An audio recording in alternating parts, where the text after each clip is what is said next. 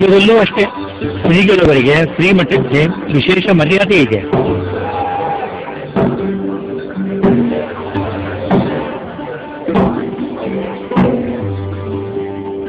ಪ್ರಪಂಚದ ಅಧಿದೈವ ತಿರುಪತಿಯ ವೆಂಕಟೇಶನ ಸನ್ನಿಧಾನದಲ್ಲೂ ಶ್ರೀಮಠಕ್ಕೆ ಶ್ರೀಗಳವರಿಗೆ ವಿಶೇಷ ಗೌರವವಿದೆ. ಶ್ರೀಮಠವು ಉತ್ತರ ಭಾರತದ ಗಯಾ ಕ್ಷೇತ್ರಕ್ಕೆ ಹೋದರೆ ಉತ್ತರಾದಿ ಮಠದ ಶಿಷ್ಯರಾದ ಗಯಾವಾಡರು ಶ್ರೀಗಳವರನ್ನು ಗೌರವದಿಂದ ತಾವೇ ಪಲ್ಲಕ್ಕಿಯಲ್ಲಿ ಕರೆದುಕೊಂಡು ವಿಷ್ಣುಪಾದದ ಸನ್ನಿಧಾನಕ್ಕೆ ಹೋಗುತ್ತಾರೆ.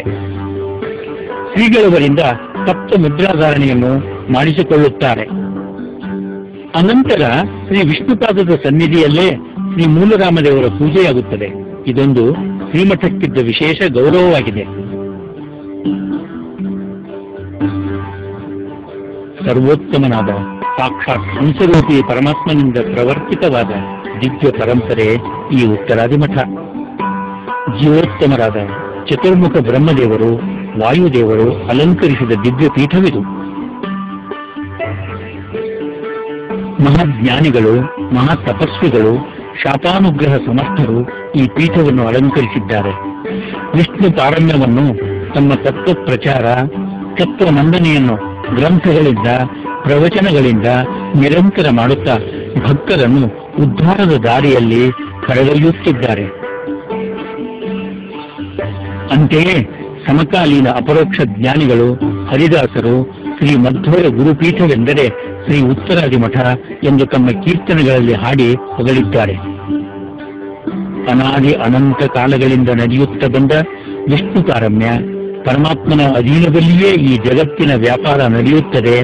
ಆದ್ದರಿಂದ ಅವನಿಗೆ ಶರಣು ಹೋಗುವುದರಿಂದ ಮಾತ್ರ ಸುಖ, ಶಾಂತಿ, ಸಮೃದ್ಧಿ ಎಂಬುದನ್ನು ಸಾರುತ್ತಾ ಬಂದಿದೆ ಈ ಸರ್ವಜ್ಞ ಪೀಠ ಶ್ರೀ ಉತ್ತರಾದಿ ಮಠ.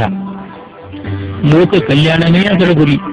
ಅದನ್ನು ಸಾಧಿಸುವತ್ತ ಇಂದಿನ ಸರ್ವಜ್ಞ ಪೀಠಾಧಿಪತಿಗಳಾದ ಶ್ರೀ ಸತ್ಯಾತ್ಮ ತೀರ್ಥರು ನಿರಂತರ ಸಾಧನೆ ತಪಸ್ಸುಗಳಲ್ಲಿ ನಿರತರಾಗಿದ್ದಾರೆ.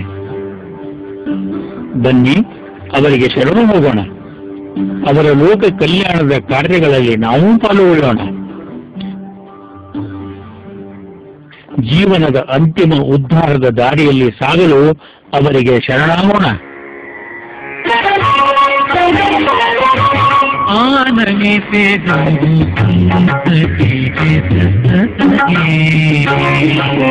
आनने से